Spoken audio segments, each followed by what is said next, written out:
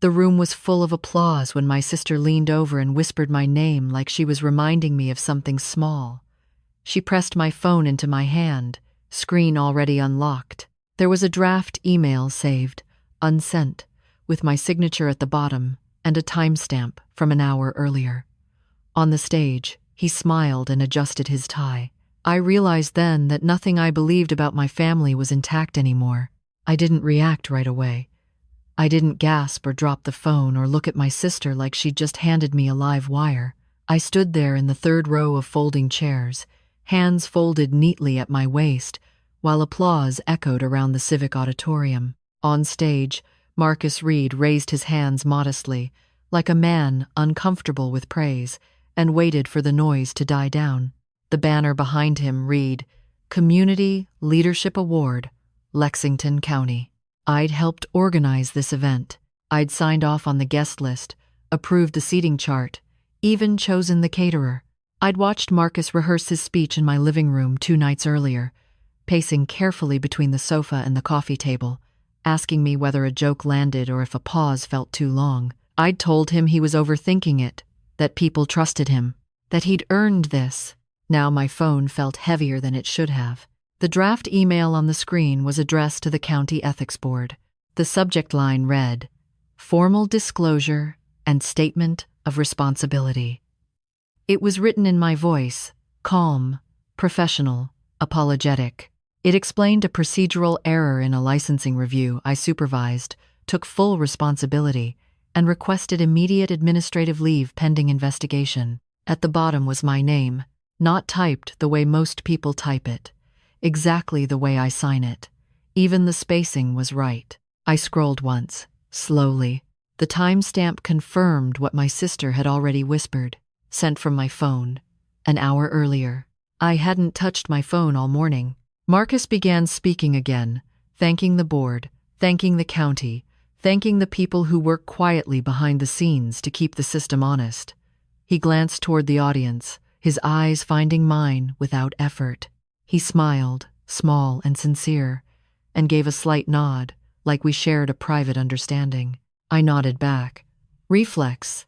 Habit. I'd spent 22 years as a compliance auditor for the State Transportation Department. My job had never been flashy. I didn't chase criminals or argue in courtrooms. I reviewed files, traced signatures, compared timestamps, and asked questions most people assumed were pointless. But those questions had stopped unsafe bridges from opening, kept unqualified contractors from cutting corners, and quietly ended a few careers that deserved ending. I believed in process, in documentation, in the idea that truth, if handled carefully, eventually surfaced. Marcus knew that about me. My sister, Claire, shifted beside me, her knee bouncing once before she stilled it. Claire had never been good at pretending. She taught middle school science and had a habit of speaking her thoughts aloud before her brain caught up. The fact that she'd stayed quiet this long told me she was terrified. Did you see it? She whispered. Yes, I said. My voice sounded normal. Are you sure you didn't? I'm sure. On stage, Marcus was talking about integrity now, about transparency, about how institutions only worked when people were willing to hold themselves accountable. A few people murmured in agreement. Someone behind me sniffed loudly, like they were moved. The strangest detail, the one that stayed with me long after everything else fell apart, was that Marcus had chosen to wear the navy tie that morning, not the gray one I'd suggested to match the suit. Navy was my color. He'd once told me it made me look authoritative without being cold. When the applause started again, I joined in. Slow, steady claps, no rush. I didn't confront him that night. I didn't tell Claire what I suspected. I didn't forward the draft email or call the ethics board to warn them. I went home, fed my dog, reheated leftover pasta, and sat at my kitchen table until midnight, scrolling through my phone with a precision that bordered on surgical. The email hadn't been sent. It was still a draft. That mattered. Drafts meant intent, not action. Drafts meant someone was preparing a move, not executing it yet. Marcus had been living in my guest room for 3 months. That arrangement had made sense at the time. He was my fiancé's older brother, recently relocated from Ohio after a divorce he didn't talk about. He had impressive credentials, a background in nonprofit management, and a way of making himself useful without being asked. He cooked. He cleaned. He fixed the loose hinge on the pantry door I'd been ignoring for years. My fiancé, Daniel, adored him, said Marcus had always been the responsible one, the planner, the protector. When Marcus suggested applying for an open advisory role on the county review board, Daniel had beamed like it was a personal victory. I'd helped Marcus prepare his application. I'd walked him through the disclosure requirements, the conflict of interest policies, the ethics training. I'd trusted him with my laptop when his crashed. I'd given him my phone once, briefly, when mine died at a rest stop and he needed to call Daniel. I pulled up my phone's activity log. Nothing unusual. No outgoing messages, no sent emails. But when I checked the draft metadata, my stomach tightened. The draft had been created at 10:14 a.m., edited twice, last edit at 10:47. At 10:14, I'd been in the auditorium lobby with Claire, arguing quietly about whether Daniel would be late. I closed my eyes and thought about the way Marcus moved through rooms, the way he never rushed, the way he listened more than he spoke, the way he'd once corrected me, gently, about a procedural rule I'd helped write. "I just want to understand how things work," he'd said then, smiling. "Power is meaningless if you don't know the system." I slept badly. Dreams without images, just the sensation of being watched. The next morning, I woke to the smell of coffee. Marcus was already up, standing at the counter in his socks, scrolling through his tablet. He looked up when he heard me and smiled, easy and unguarded. "Big night," he said. "You okay? You seemed tired." "I'm fine," I said, and poured myself coffee from the pot he'd made.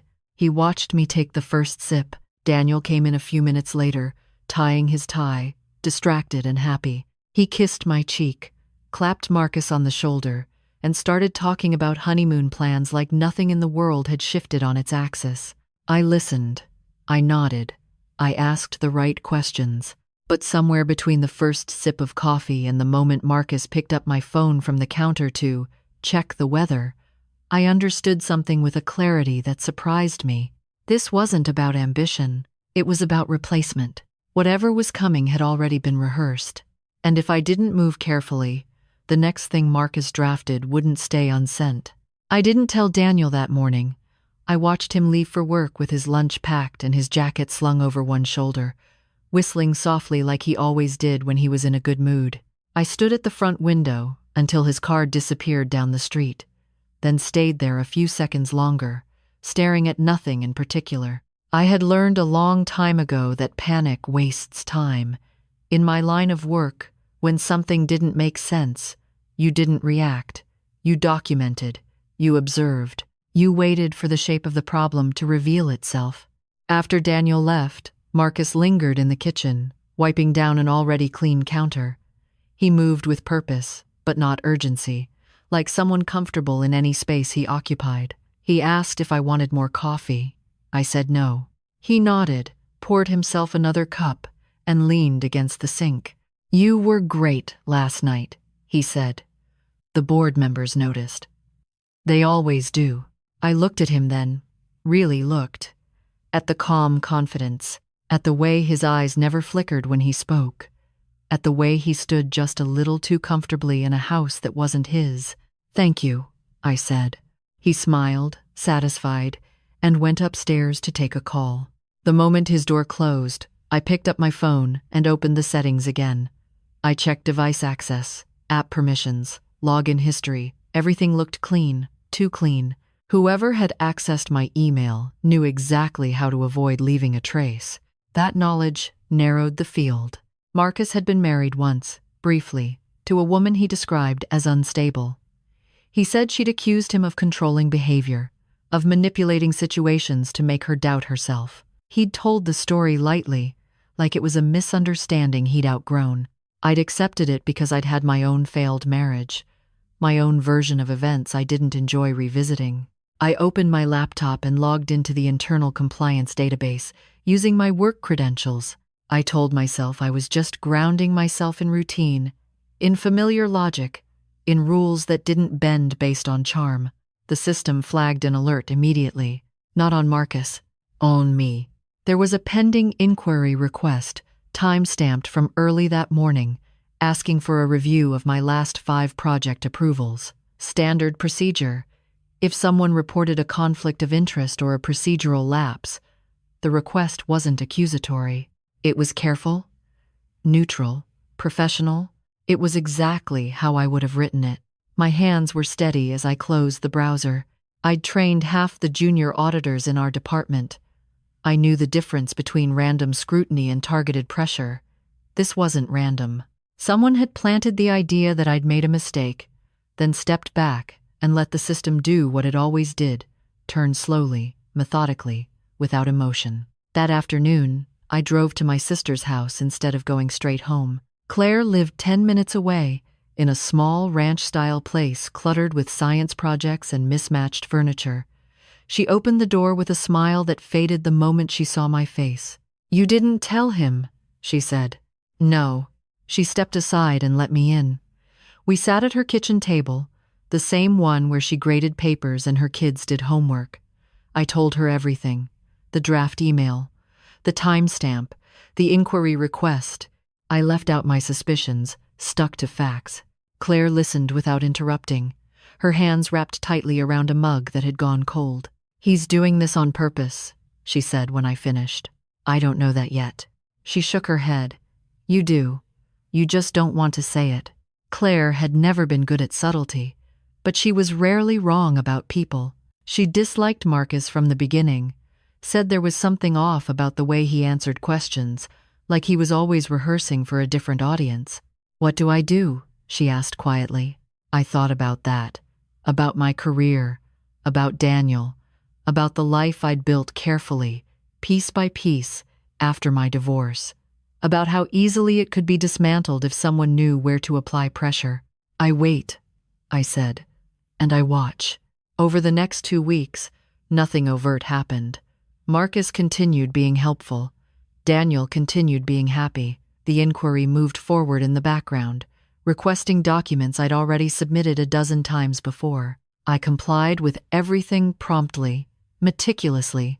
At night, I started backing up my files: work files, personal files, old emails, text messages, anything that established patterns of behavior. I created duplicates and stored them in places Marcus couldn't access. I changed my passwords, quietly, carefully, without logging out of shared devices all at once. I didn't accuse, I didn't confront, I didn't warn, and Marcus adjusted. He stopped offering coffee in the mornings. He stopped touching my phone. He started asking questions about my workload instead, about stress, about whether I ever thought about taking a break. "You've given so much to that department," he said one evening, sitting across from me on the couch while Daniel was out. "People burn out. It happens." "I'm not burned out," I said. "Of course not," he replied. "I just worry about you. You're carrying a lot." The words were gentle, concerned. They would have sounded loving to anyone else. I filed them away. 3 days later, my supervisor called me into her office. She closed the door and gestured for me to sit. "This is procedural," she said, clearly uncomfortable. "But until the review is complete, we're putting you on temporary leave." I nodded. I'd expected that. On my way out, my phone buzzed. A text from Marcus. "I heard about the leave. I'm so sorry. If you need anything, I'm here." I stared at the screen, then placed the phone face down on the passenger seat. That night, Daniel tried to reassure me, said reviews happened all the time, said Marcus thought it might be a blessing in disguise, a chance to rest before the wedding. I smiled. I let him talk. But later, lying awake beside him, I understood the scope of what I was dealing with. Marcus wasn't attacking me directly. He was repositioning himself, removing me from the system slowly, cleanly, while presenting himself as supportive, reliable, indispensable.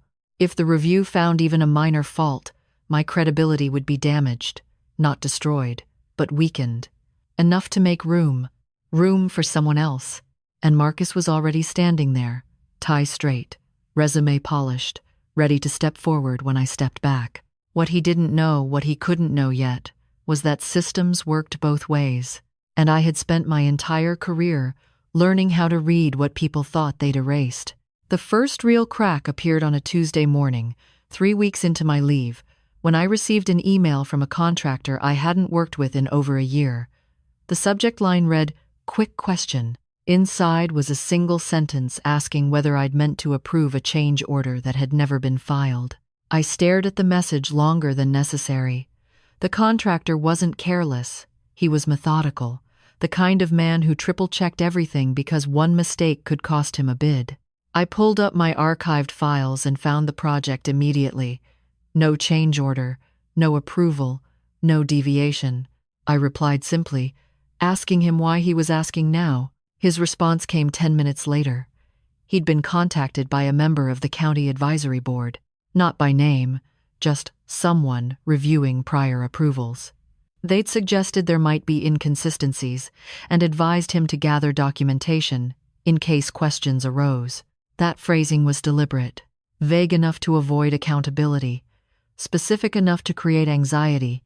I closed my laptop and sat back in my chair. The pattern was widening. When Marcus came home that evening, he was upbeat, almost buoyant. He carried a bottle of wine and announced he'd cooked dinner. Daniel was already there, sleeves rolled up, laughing at something Marcus had said. "You look lighter," Marcus told me as he poured the wine. "Time off suits you." "I'm working," I said, "just not in the office. I have deserved zero." "Still," he said, "you've always been so tightly wound. This might be a gift." He handed me the glass. I took it without drinking. During dinner, he talked about the board's increasing workload, about how difficult it was to find people willing to serve without compensation. He mentioned, casually, that someone had suggested he might be a good interim fit for a compliance liaison role if the board needed additional oversight during my review. Daniel beamed. "That's great, man. I'm this time." Marcus shrugged, modest. "I don't know. I'd hate for anyone to think I was stepping on toes." I set my fork down.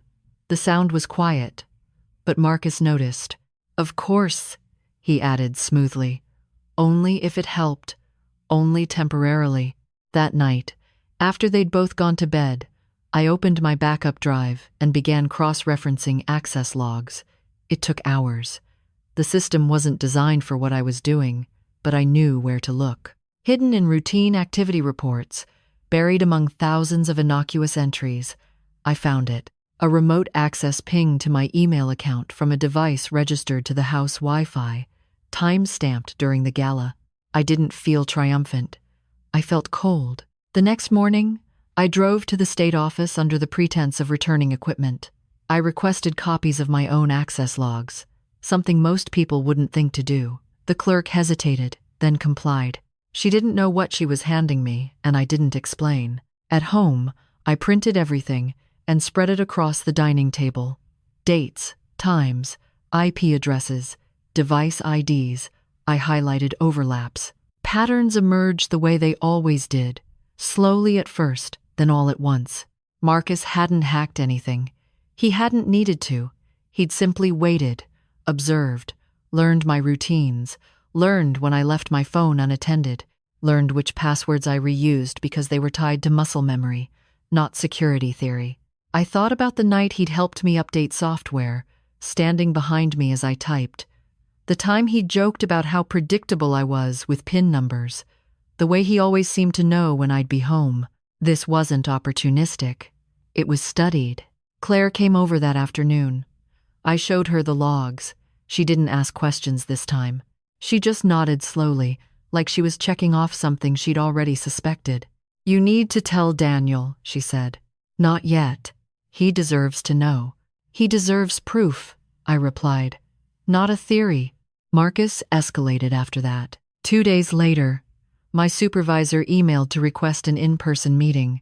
Not unusual, but the tone was firmer. She asked about a discrepancy in a compliance report from 18 months earlier, a report I'd reviewed but not authored, a report Marcus had helped summarize when he was just helping out with paperwork during his first week in the house. I pulled the report and found the discrepancy immediately. A misfiled attachment, minor, correctable, but the error bore my digital signature. Not forged, reused. The more I looked, the clearer it became. Marcus wasn't fabricating evidence. He was redistributing it, recontextualizing old materials to create the impression of sloppiness, of oversight fatigue, of someone who had once been sharp but maybe wasn't anymore. The most dangerous lies are the ones built from real pieces. That evening, I confronted him in the smallest way possible. "Did you ever resend any of my old reports?" I asked, keeping my tone neutral. He didn't hesitate. "Of course. When people asked for clarification, why?" "No reason," I said. "I just don't remember authorizing that." He smiled gently. "You were under a lot of stress then. You told me to handle it." Also, I stared at him. "I don't remember that." "Well," he said, shrugging lightly, "that happens." There it was, small, almost nothing. A single sentence designed to land softly and echo later. That night, I slept on the couch. The final piece fell into place the following week, when I received an invitation to a closed-door advisory meeting. Not mandatory, observational. Marcus encouraged me to attend. "It'll show goodwill," he said. "Transparency," I agreed. The meeting was held in a conference room with no windows. 6 people around a table, coffee untouched. The chair began by thanking Marcus for stepping in during a challenging transition period. Then she turned to me. "We're concerned," she said carefully, "about continuity." I listened. I nodded. I took notes. When I left, I knew exactly what Marcus was building. He wasn't trying to ruin me. He was trying to replace me while I was still standing, still breathing, still explaining myself to rooms that had already decided I was becoming a problem. That night, I finally told Daniel everything. He didn't react the way I expected. He didn't shout or deny. He sat very still, staring at the floor, his hands clenched. "He wouldn't do that," he said finally, but his voice lacked conviction. I placed the logs on the table between us. "He already has. If you..." Daniel didn't speak for a long time. When he did, his voice was quiet. "What do we do?" I looked at the evidence, at the pattern, at the man upstairs who thought he was 10 steps ahead. "We let him keep going," I said, "and we make sure he goes far enough that he can't step back." For the first time since the gala, I felt something like control return. Marcus believed he understood systems. He didn't realize I'd helped design the ones that recorded everything he thought he was erasing. Daniel didn't confront Marcus. Not that night. Not the next morning. He moved through the house quietly, distracted, like a man trying to wake himself from a dream without making noise. That was good. Marcus thrived on reaction. He needed pushback to calibrate his next move. Instead, Daniel watched. So did I. We fell into a rhythm that felt unnatural but necessary. We spoke less around Marcus. We kept conversations practical, neutral, domestic. I stopped leaving my phone unattended anywhere he could reach it. Daniel started locking his laptop even when he stepped away for a minute. None of it looked suspicious. It just looked like 2 adults being careful. Marcus noticed anyway. He always did. He adjusted by being warmer, by cooking elaborate dinners, by telling stories from his childhood with Daniel that painted himself as the older brother who had sacrificed, protected, endured. He framed himself as the constant in Daniel's life, the one who had always stepped in when things went wrong. And Daniel, to his credit, didn't contradict him. He listened. He nodded. But I saw the change. The way Daniel's eyes tracked Marcus now, not with affection, but with calculation. The next escalation came from outside the house. I received a formal letter from Human Resources informing me that the review would expand to include professional fitness, including stress management and decision-making capacity. It was phrased delicately, almost kindly. But I'd seen that language before. It was the first step toward discrediting judgment. Marcus found me reading the letter at the kitchen table. He didn't ask what it was. He already knew. "That's rough," he said softly. "But honestly, I think it's temporary. They just need reassurance." I looked up at him. "Reassurance of what?" "That you're okay," he said. "That you're not overwhelmed." "I'm not." "I know," he said quickly. "I know you are, but they don't see you the way I do." There it was again. The soft insertion of doubt, not about facts, but perception. I folded the letter and slid it into my folder. "I'll handle it." He smiled. "Of course you will." That afternoon, I scheduled my own evaluation. Voluntary. Preemptive. With a psychologist I'd worked alongside years earlier on a transportation safety task force. She knew me, knew my baseline, knew my habits. Marcus didn't know that. The appointment went exactly as expected. Clear cognitive function, no impairment, no signs of undue stress beyond situational pressure. The psychologist documented everything thoroughly and offered to send the report directly to HR. I thanked her and asked her not to yet, because I wanted to see what Marcus did next. He made his move 2 days later. I came home to find him sitting at the dining table with Daniel, papers spread out neatly between them. Marcus looked up when I entered, his expression open and earnest. "We were just talking," he said, "about contingencies." Daniel's jaw tightened slightly. I noticed. "What kind of contingencies?" I asked. Marcus gestured to the papers. "If the review drags on, if it gets stressful, I thought it might help to formalize some temporary decision-making, just to ease the burden." I looked down. Power of attorney forms, limited but expandable. Medical and financial, carefully drafted, reasonable on the surface. Daniel spoke before I could. "This feels premature." Marcus raised his hand slightly. "It's just planning. You taught me that, remember? Hope for the best, prepare for the worst." I picked up the forms and flipped through them. My name was spelled correctly. My address was correct. The witness line was blank. "Who prepared these?" I asked. "A colleague," Marcus said. "Someone who specializes in transitional governance." I closed the folder and set it aside. "I'm not signing anything." "Of course not," Marcus said easily. "Not unless you want to." But his eyes stayed on the folder a beat too long. That night, Daniel and I talked in whispers in our bedroom. "He's trying to box you in," Daniel said. "If you sign, he controls everything. If you don't, he paints you as unstable for refusing help." "Yes," I said. "Which means we're close." Marcus wasn't improvising anymore. He was accelerating. The next week, the advisory board announced a public forum, a transparency session. Marcus would present an overview of interim compliance operations. I would be invited to speak briefly about institutional continuity, public perception. Claire called me as soon as she heard. "This is it," she said. "Whatever he's planning, it happens there." I agreed. In the days leading up to the forum, I stopped reacting entirely.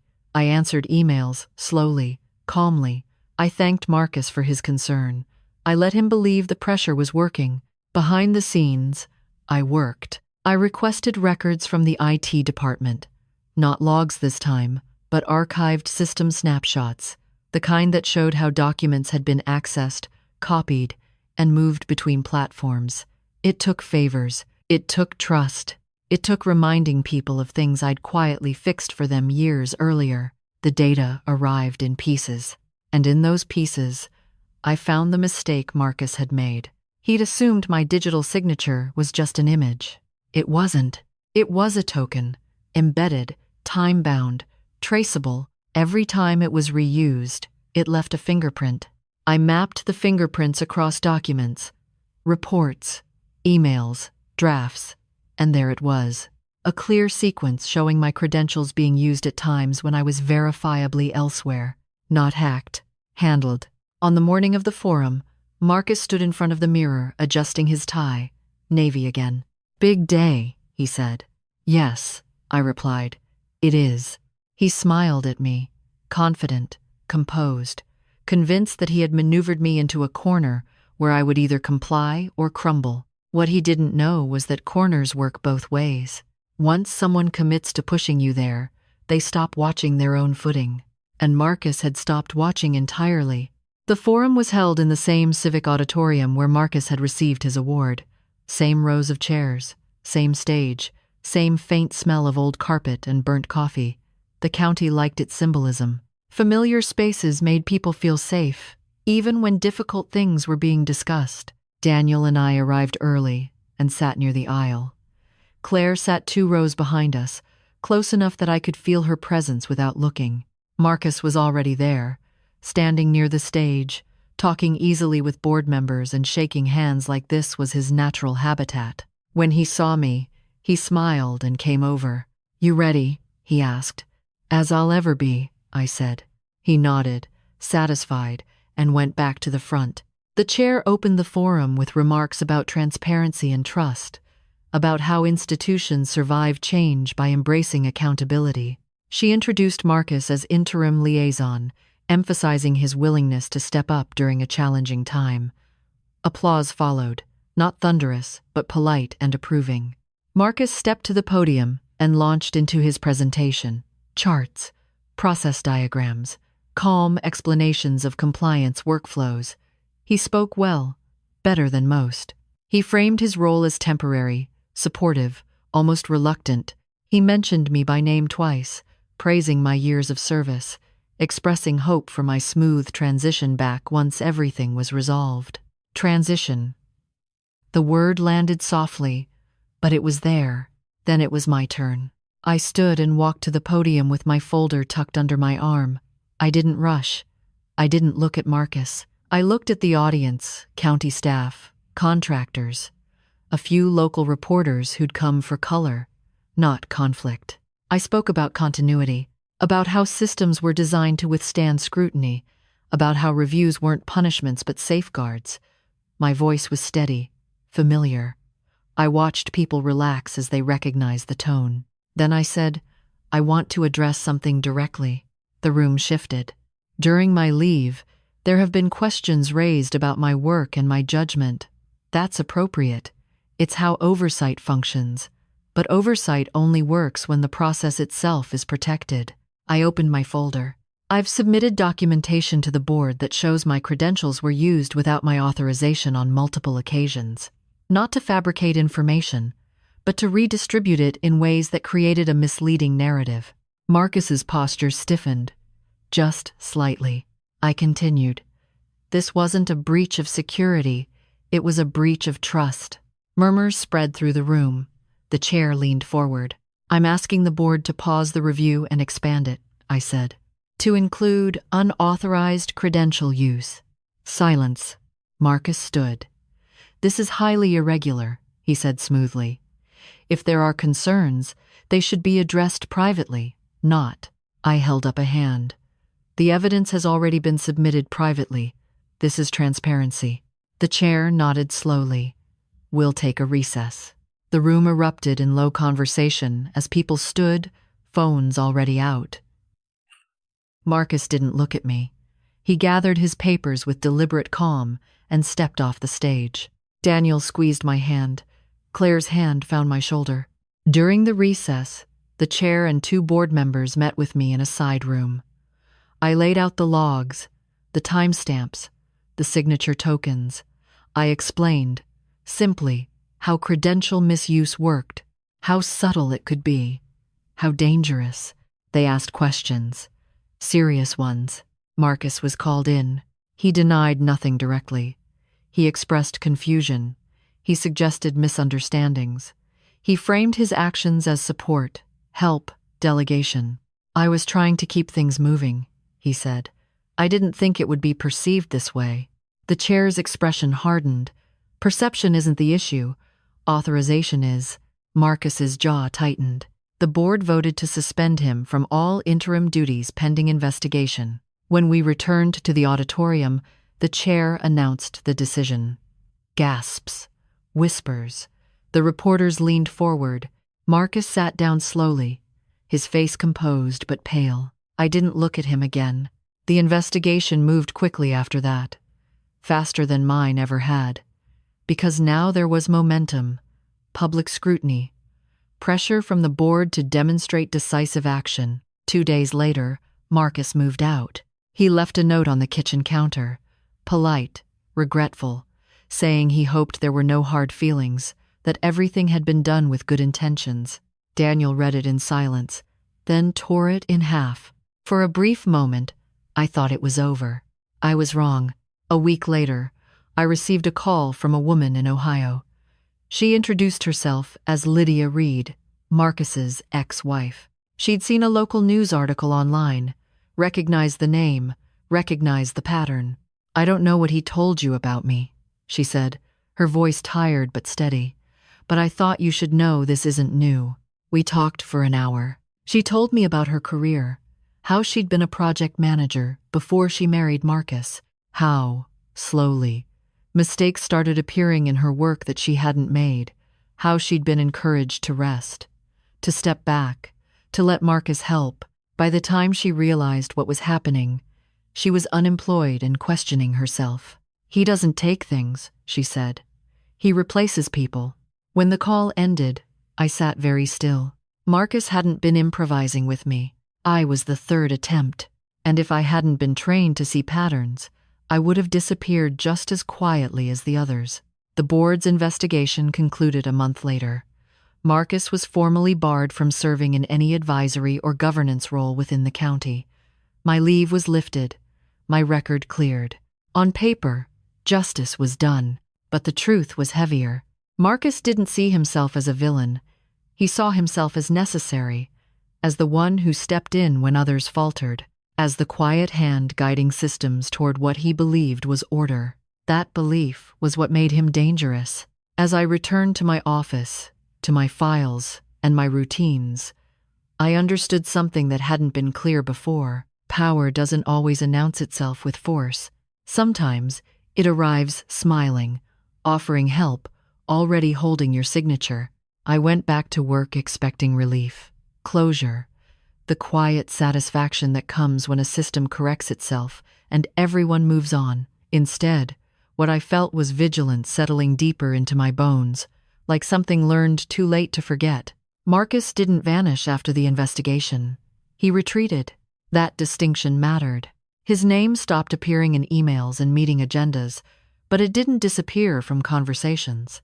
People spoke it cautiously, like they were unsure where it was safe to place blame. He'd left behind just enough doubt to make certainty uncomfortable. He meant well. He was under pressure. It was probably a misunderstanding. Those were the phrases that followed him. They always do. 2 weeks after I returned to the office, I noticed something else, subtle at first. A file request routed incorrectly, a report referenced in a meeting that hadn't been circulated. Small inefficiencies that didn't break anything but slowed it down. Enough to frustrate, enough to erode confidence. I traced them the way I always had, expecting a random explanation. They weren't random. The requests originated from outside our department, filtered through third parties, consultants, temporary reviewers, people who hadn't been in the room when Marcus was suspended, but who had worked with him closely before, people who trusted him. Marcus hadn't tried to regain his position. He was doing something smarter. He was influencing the environment around it, making my return feel disruptive, awkward, inconvenient. Daniel noticed before I said anything. "People are acting weird around you," he said one night as we washed dishes, "like they're waiting for something to happen." "They are," I replied. "What?" I dried my hands slowly. For me to fail. That was the real motive. Not power in the abstract. Not authority. Replacement. He didn't want my job because of what it paid or what it symbolized. He wanted it because it was mine. Because I occupied a space he believed should belong to someone like him. Someone calmer, smoother, more decisive. Someone who didn't hesitate. The next call came from an unexpected place. A licensing analyst from a neighboring county asked if I'd be willing to review a procedural anomaly they'd uncovered. The issue involved cross-county coordination, something Marcus had advocated for heavily during his brief tenure. I agreed. The documents arrived the next morning. As I read through them, my chest tightened. The anomaly wasn't a mistake. It was a redirection, a subtle rerouting of authority that shifted oversight responsibilities away from established departments and into newly created advisory roles. Roles Marcus had been positioned to fill. The structure was elegant, legal, approved through channels no one thought to question because they trusted the intent behind it. Intent mattered less than impact. I called Claire. "He's still building," I said. "From where?" she asked. "From outside." That afternoon, I requested a comprehensive review of all interim policy changes enacted during Marcus's involvement. Not just mine. All of them. The request raised eyebrows. It slowed things down. It irritated people. Good. Resistance meant friction. Friction revealed pressure points. As the review unfolded, a clearer picture emerged. Marcus hadn't just manipulated my credentials. He'd seeded multiple minor adjustments across departments, each one harmless on its own. Together, they created a lattice that centralized informal power around advisory roles with minimal oversight. A system designed to be guided, not governed. And at the center of it was Marcus. Even in absence, I compiled everything into a single report. Dry, technical, unemotional. I sent it to the State Ethics Committee, not the county board. That was the difference. The state committee didn't care about reputations. They cared about patterns. Their response came quickly. A formal inquiry, broader scope, subpoena authority. Marcus called Daniel that night. Daniel put the call on speaker without asking. "I hear things are getting out of hand," Marcus said. His voice was calm, familiar, almost warm. "I hate that it's turned into this." "I could, Wick." "You made it this," Daniel replied. A pause. "I helped where I could." "You tried to erase her," Daniel said. "That's dramatic," Marcus said lightly. "I tried to stabilize a system that was wobbling." I leaned toward the phone. "By removing me." Silence. Then Marcus spoke, and the tone shifted. Just slightly, enough to hear the truth underneath. "You were tired," he said. "You didn't see it. Someone had to." The line went dead. That was the moment everything crystallized. This wasn't personal in the way betrayal usually is. It wasn't fueled by jealousy or greed. It was ideological. Marcus believed certain people should step aside when he deemed it necessary. That competence was something he could measure better than anyone else. And once he measured you as lacking, he felt justified in replacing you. The final evidence came from Lydia. She emailed me copies of documents from her own career, performance reviews that mirrored mine, emails written in her voice that she didn't remember sending, a resignation letter drafted but never submitted. Same pattern, different state, different decade. I forwarded everything to the committee. 3 months later, Marcus Reed was formally barred from holding any governance, advisory, or fiduciary role at the state level. His consulting credentials were revoked. His name circulated quietly among oversight boards as a cautionary reference. There was no arrest, no courtroom drama, no public apology, just removal. He faded from the systems he'd tried to control, unable to enter the rooms where decisions were made. Daniel and I married 6 months later. Small ceremony. No speeches about leadership or integrity. Just people who knew us, who had watched, who understood.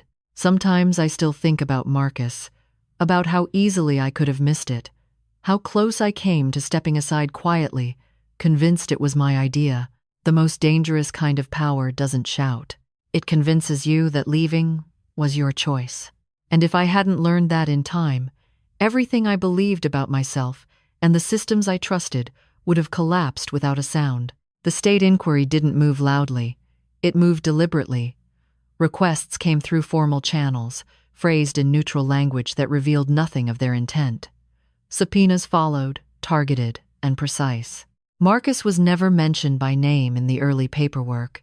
That was intentional. You don't alert someone like him until you're certain he has nowhere to redirect the narrative. I was asked to consult, unofficially, not to lead, not to advise publicly, just to explain how certain systems behaved when someone understood them too well. I agreed, with conditions. Everything in writing, Every meeting documented. No informal calls. The committee understood. They had already seen enough to know what kind of person they were dealing with. The key wasn't proving Marcus's intent. Intent could always be argued.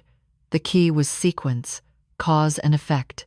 Who touched what, when, and what changed afterward. So I built a timeline. It started before me, before the gala, before the award, before Marcus moved into my house. I mapped every policy shift he'd influenced across 3 counties over 5 years. Not major reforms, micro adjustments, language edits, delegation clauses, temporary provisions that became permanent because no one revisited them. Every change followed the same arc. A respected professional placed under review, a supportive interim solution introduced, authority redistributed, original role diminished, replacement normalized. I didn't include my own case until the end. The evidence wasn't emotional. It didn't accuse. It showed.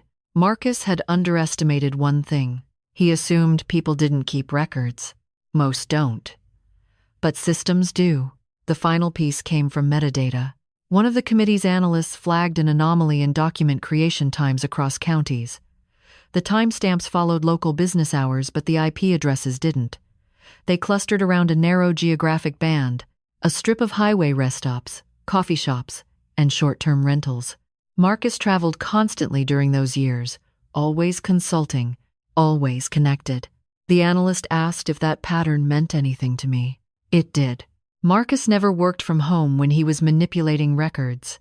He worked from neutral spaces, places with plausible deniability, places where no one questioned presence. That wasn't paranoia. That was planning. When the committee requested Marcus's devices, he complied. Calmly, confidently.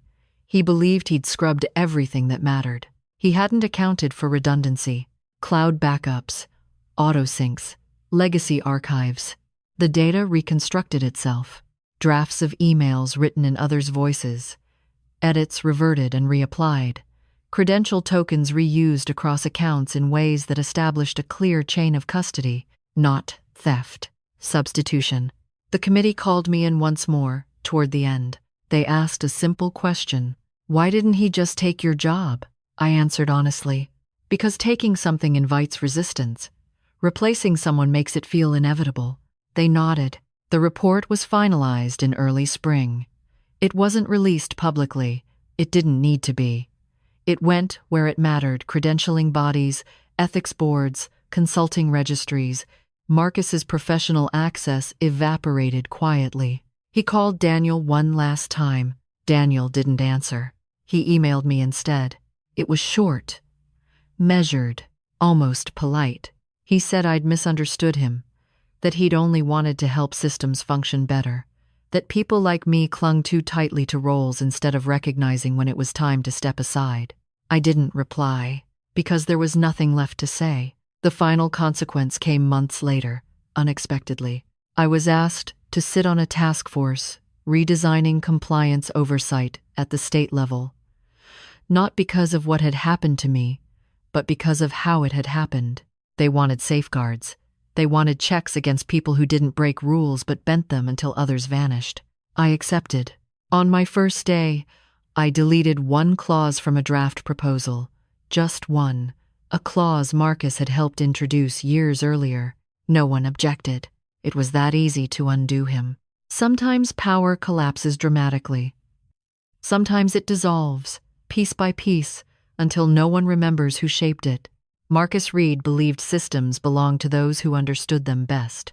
He never understood this one thing: systems remember. I thought that would be the end of it. The report filed, the safeguards written.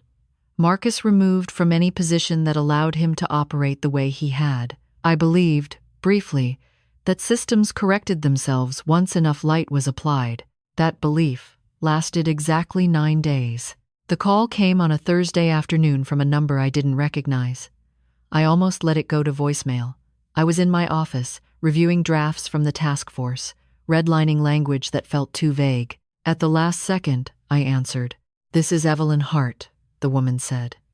"I'm calling because my name came up in a state ethics inquiry. and I was told you might understand why.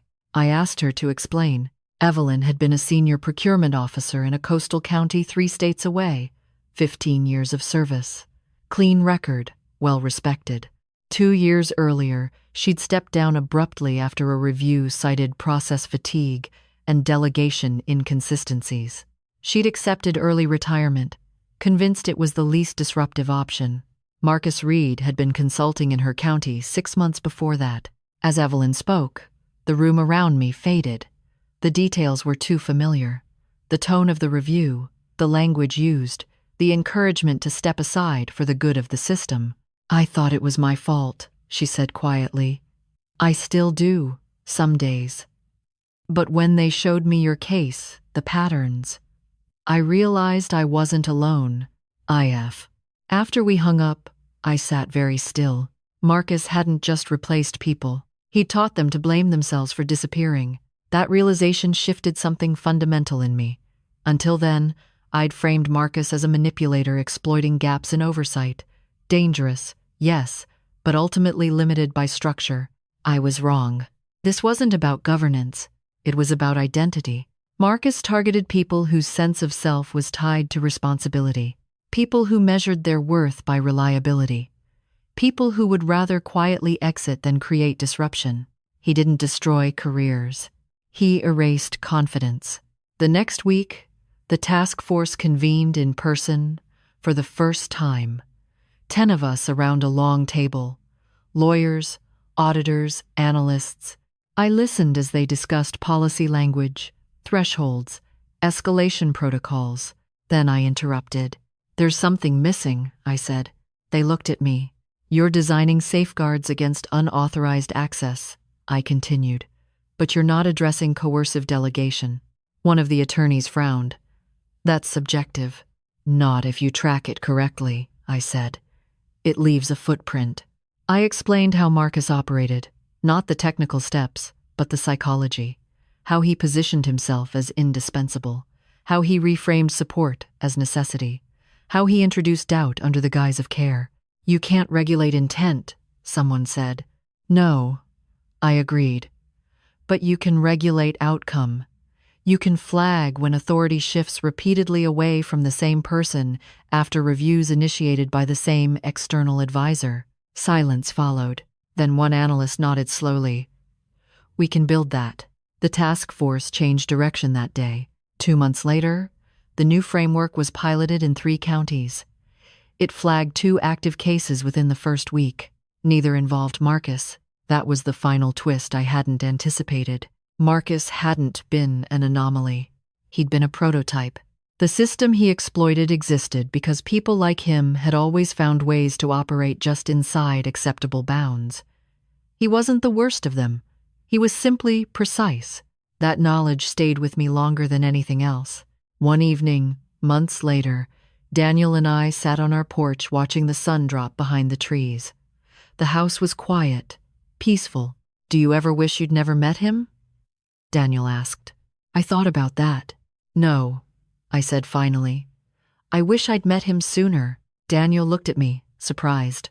Before he learned how to disappear people, I added.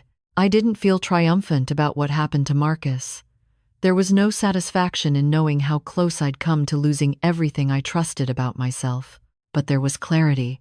Power doesn't always seek money, or recognition, or even authority. Sometimes it seeks permission. Permission to decide who belongs and who doesn't. Marcus believed he had that permission, not because anyone gave it to him outright, but because no one had ever told him no. Now, every time I review a case, every time I see language that feels just a little too gentle around the edges, I stop. I ask who benefits. I ask who disappears. And I remember the draft email that almost ended my career without making a sound. That's the truth people don't like to hear. Collapse doesn't always come from attack. Sometimes it arrives formatted, signed, and waiting patiently in your outbox. The message from Evelyn wasn't the last one. Once her name surfaced in the inquiry records, others followed. Not in a rush, not all at once. One every few days, like a slow drip that refused to stop. A man from Arizona who'd stepped down from a transportation oversight role after what he called a mutual decision. A woman from Michigan who'd taken medical leave during a review she never returned from. A retired administrator from Pennsylvania who told me he'd spent years wondering how he'd gone from respected to replaceable without a clear moment of failure. They all said the same thing in different words. Marcus Reed had been there. Not always long, not always visibly. Sometimes as a consultant, sometimes as a guest at a conference, sometimes introduced as a friend who understands systems. He never stayed long enough to be blamed, but he stayed long enough to tilt the ground. I created a separate folder on my computer and labeled it simply Names. Inside, I documented every account, dates, roles, circumstances, patterns. I didn't promise anyone justice. I didn't even promise them answers. I just listened. For many of them, being believed was enough to break something loose. Claire noticed the change in me before Daniel did. "You're carrying this," she said one night after dinner, standing beside me as we loaded the dishwasher. "All of it." I quilled. "I can handle it," I replied. She shook her head.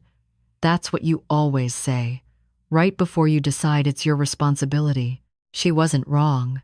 The difference this time was that I wasn't acting alone. One afternoon, an envelope arrived at my office. No return address. Inside was a single flash drive and a handwritten note. "He did this to me too." I didn't know how to say it out loud. "Thank you for giving me language." The drive contained archived emails, drafts, deleted messages, a resignation letter never sent. The handwriting on the signature line matched the sender's printed name perfectly, just like mine had. I handed everything over to the task force. The chair of the committee called me personally that evening. "This goes beyond one person," she said. "What you're describing is a method." "Yes," I said. And methods spread. They authorized a broader audit.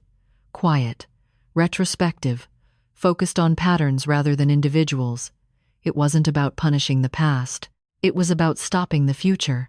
Marcus never contacted me again, but his shadow lingered.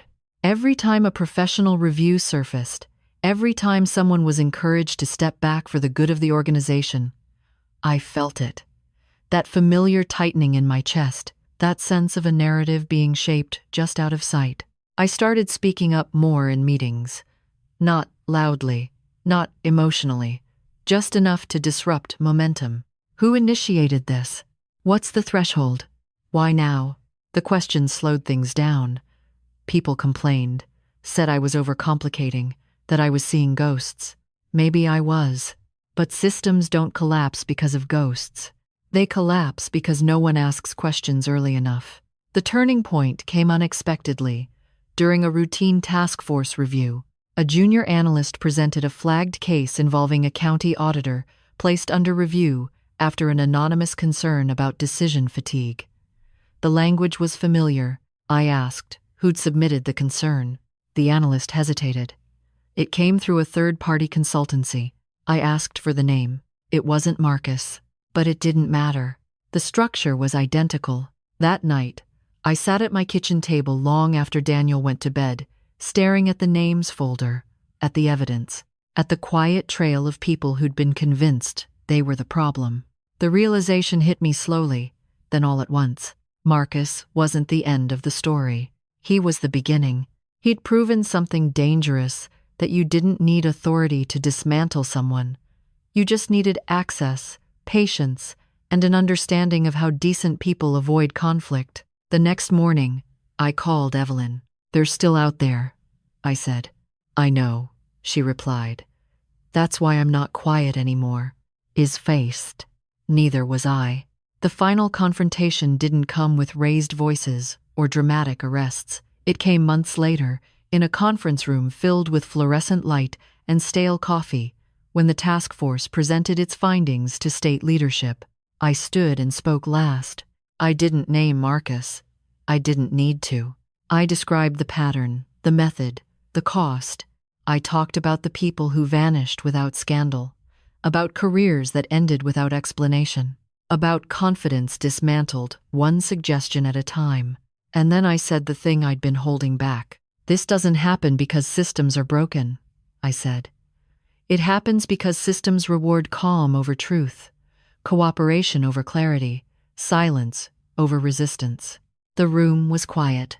"If you want to stop this," I continued, "you have to stop asking why people fail and start asking who benefits when they disappear." No one applauded, but no one argued either. Afterward, a woman I didn't recognize approached me. She introduced herself as a deputy director from another state. "I think this almost happened to me," she said quietly, "and I didn't realize it until today." I drove home in silence. The house was dark when I arrived. Daniel had left a lamp on in the living room, the way he always did when he knew I'd be late. I sat on the couch and let the weight of it all settle. I'd started this thinking I was defending myself. What I'd uncovered was a much older truth. Power doesn't always look like domination. Sometimes it looks like permission to erase. And once you see that, you can't unsee it. The only question left was how many people would learn to see it before it happened to them. The public exposure didn't happen the way people imagine justice does.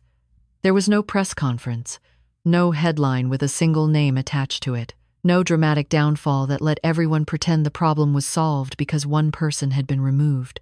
Instead, it happened in fragments. First, a policy memo circulated quietly across state agencies, outlining new safeguards against unauthorized delegation and credential reuse.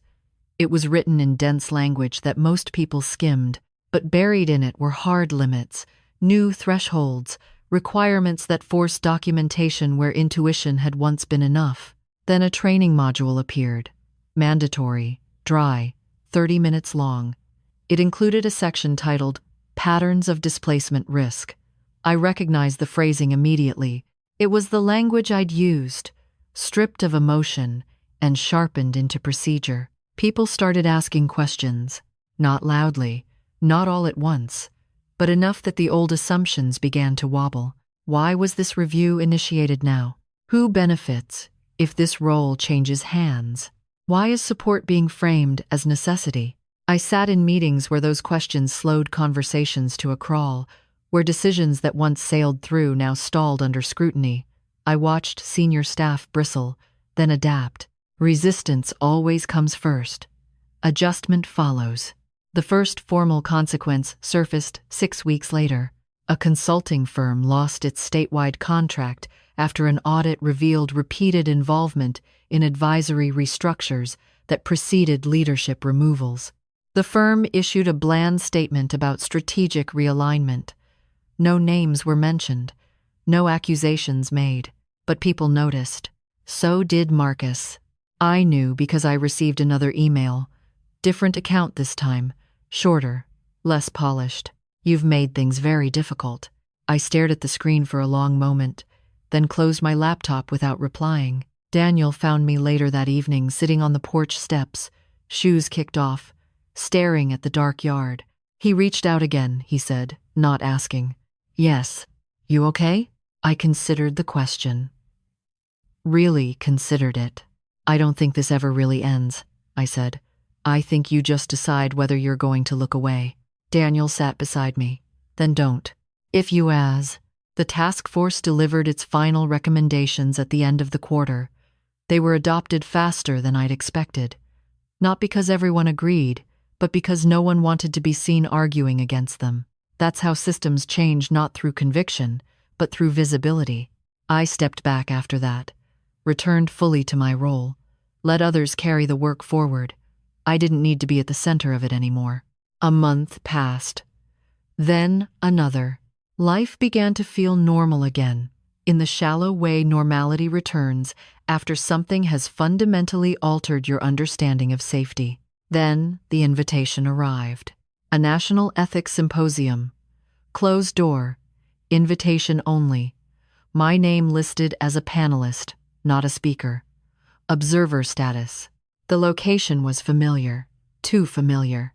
The same civic auditorium. Different banners. Different audience, same stage. Daniel came with me. Claire did too, sitting farther back this time. I didn't tell either of them why my chest tightened as we walked in. Marcus was there. Not on the program. Not on the stage. In the audience, older, thinner, dressed carefully but not expensively. He sat near the aisle, hands folded, posture attentive. He looked exactly like someone who belonged there. Our eyes met briefly.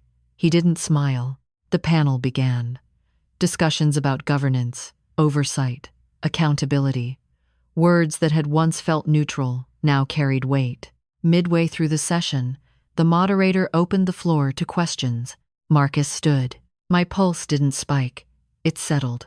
Like my body already knew what was coming. He introduced himself using his full name, spoke calmly, complimented the panel, then asked a question about balance, about how systems could avoid overcorrection that punished initiative and discouraged capable people from stepping in when others faltered.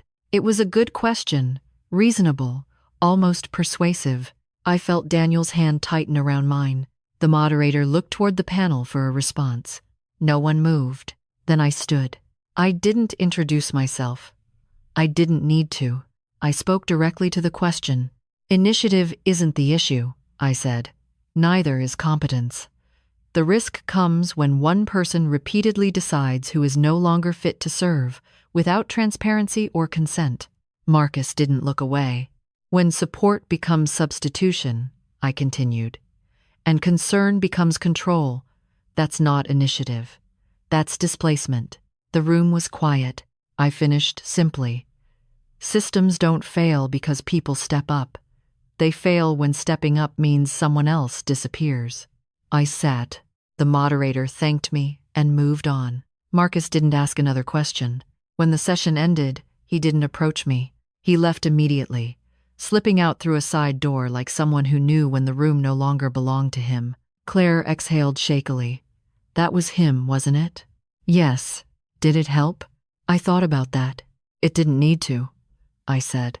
He heard it. That was the public moment, not a takedown, not a spectacle, just the truth spoken where it couldn't be reframed or redirected.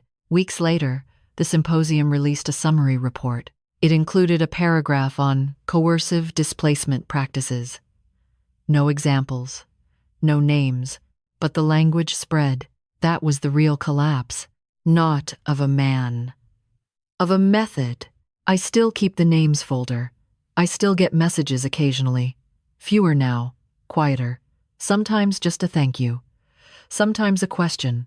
Most days, I do my job. I review files. I ask questions. I drink my coffee and go home to a life that looks ordinary from the outside. But I no longer believe in harmless help. And I never assume that calm means safe. Because the most dangerous thing I learned wasn't what Marcus did. It was how easily I almost believed I'd done it to myself. The aftermath wasn't dramatic.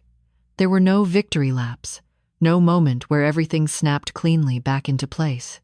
What followed was quieter than that, heavier, the kind of quiet that settles in after you realize how close you came to losing something you didn't know was under threat until it almost disappeared. Marcus was never officially banned from conferences or panels. He didn't need to be. Invitations stopped coming. Committees stopped returning his calls. His name began to carry a pause after it, a subtle hesitation that didn't need explanation. That pause was enough. Daniel noticed it first. He'd run into someone Marcus used to work with at a regional planning event, someone who'd once praised Marcus openly. "How's your brother doing?" Daniel asked casually. The man hesitated, just a fraction of a second. "I haven't heard from him in a while," he said. "He moved on, I think." Moved on. Another quiet phrase. Another way of saying removed without saying removed. At home, things settled into something like normal. We cooked dinner. We argued about paint colors for the spare room. We talked about work in the abstract, careful not to relive details we were still absorbing. But I felt different, not afraid. Not guarded in the way fear makes you small. Sharpened. I noticed how often people apologized for questioning authority, how often they deferred because it felt polite, how often discomfort was treated like a personal failing instead of a signal. Once you see it everywhere. A junior analyst came into my office one afternoon, nervous, holding a folder too tightly. She'd been asked to step back from a project she'd led successfully for months, The request had come wrapped in praise, framed as concern for her workload. "It feels wrong," she said quietly, "but I can't explain why." I didn't tell her my story. I didn't need to. I asked her 3 questions instead. Who initiated the concern? What changed immediately afterward? Who benefits if you leave? Her shoulders relaxed as she answered, not because the answers were comforting, but because they gave shape to something she'd felt but couldn't name. She stayed on the project. Small moments like that began to add up. The systems didn't transform overnight, but they resisted a little more, bent a little less easily, and Marcus faded further into the background. The last time I saw him was accidental. A grocery store, months later. He stood in the produce aisle, studying apples with unnecessary focus. He looked older than I remembered. Smaller, not defeated, exactly, but unmoored. He noticed me at the same time I noticed him. For a moment, neither of us moved. Then he nodded, just once. Acknowledgement, not apology. I nodded back. There was nothing left to say. As I walked away, I realized something that surprised me. I didn't feel anger. What I felt was grief, not for him, but for how long the system had allowed people like him to operate unchecked, for how many capable, decent people had stepped aside quietly, believing it was their fault. That grief stayed with me longer than the fear ever had. Months later, the task force published its first annual report, dry, statistical, buried on a government website few people would ever read. But the numbers told a story. Fewer voluntary departures following reviews, fewer interim substitutions, more documented dissent, more people staying put long enough to be evaluated fairly. Daniel read the report over my shoulder one night and smiled. "You did that," he said. "We did," I corrected. "A lot of people did." Because the truth was, this had never been about me alone. I was just the one who'd caught it mid-motion, who'd had the language, the access, and the stubbornness to stop myself from vanishing quietly. That could have been anyone. That was the terrifying part. The final lesson came not from Marcus, but from Lydia. She sent me a message on the anniversary of her early retirement. One line, "I'm consulting again. On my terms." I sat with that for a long time. Power doesn't always announce itself when it's taken. Sometimes it waits until you've stepped aside willingly, convinced it was the right thing to do. And the most dangerous collapse isn't public or loud. It's the one where nothing appears to break at all. You just slowly stop being there. By the time a full year had passed, the story no longer felt like something that had happened to me. It had settled into the background of my life, like an old injury you only notice when the weather changes. Most days, I woke up, went to work, reviewed files, asked questions, came home, and slept. From the outside, nothing looked different, but inside, everything was. Daniel and I had learned a new rhythm. We talked more directly now, about discomfort, about doubt, about the difference between compromise and disappearance. There were no secrets left between us that mattered.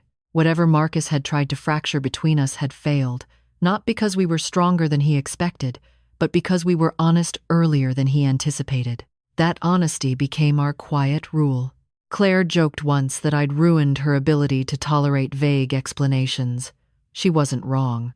She'd catch herself mid-sentence, stop, and say, "Okay, no, that's not clear enough." Then she'd start over. I liked that. The names folder still sat on my computer, unchanged. I hadn't added to it in months. Sometimes I opened it just to remind myself that what happened was real, that I hadn't imagined the pattern or exaggerated the danger. The names stared back, steady and unarguable. I never shared that folder publicly. It wasn't meant to accuse. It was meant to remember. The task force eventually disbanded, its work folded into permanent oversight structures. New people took over. Younger people. People who asked sharper questions without apologizing for them. That was the real success, though it would never be measured or credited properly. Marcus Reed's name faded further. Occasionally, it surfaced in conversation, usually followed by a pause and a careful change of subject. He hadn't been exposed in the way movies expose villains. There was no single moment that satisfied the desire for spectacle. Instead, there was a gradual exclusion. Rooms closed to him, doors didn't open, invitations didn't arrive. He hadn't been punished. He'd been rendered irrelevant. That, I realized, was the only ending possible for someone like him. One evening, Daniel asked me if I regretted anything. We were sitting at the kitchen table, paperwork spread between us, the normal clutter of adult life. I regret waiting as long as I did to trust myself, I said. He nodded. He understood exactly what I meant. Because the truth was, the danger hadn't been Marcus alone. It had been my willingness, at the beginning, to explain away my discomfort. To assume calm meant safe. To believe that professionalism protected you from manipulation. It doesn't. Professionalism is often what predators hide behind. If I could go back to the woman I was standing in that auditorium, holding her phone with a draft email she didn't write, I wouldn't tell her to gather more evidence. I wouldn't tell her to be patient or strategic or careful. I would tell her this: pay attention to the moment you start doubting your own memory. Pay attention to who benefits when you step back. Pay attention when help starts to feel like pressure. Those are not small things. They are alarms. Marcus didn't almost destroy my career because he was smarter than me. He almost destroyed it because he understood something many people don't want to admit, that decent people will remove themselves if they believe they're the problem. That belief is easy to exploit. The world likes stories with clear villains and dramatic justice. It likes to believe that danger announces itself loudly and leaves fingerprints everywhere. But most of the harm I've seen didn't look like harm at all. It looked like concern. It looked like support. It looked like a hand already holding the pen, offering to help you sign. That's the hidden truth no one warns you about. Power doesn't always come for what you have. Sometimes it comes for who you are in the system, for the space you occupy, for the authority you carry quietly, without flaunting it. And when it does, it doesn't need to push you out. It just needs to convince you to leave. I didn't leave. That's the ending. Not triumph, not revenge, presence. I stayed where I was. I kept my name on my work. I asked the questions that slowed things down. I trusted the discomfort that once felt inconvenient and learned to treat it as information. And because I stayed, the collapse never came. It dissolved instead, quietly, methodically, without applause. Sometimes that's the only kind of justice that lasts.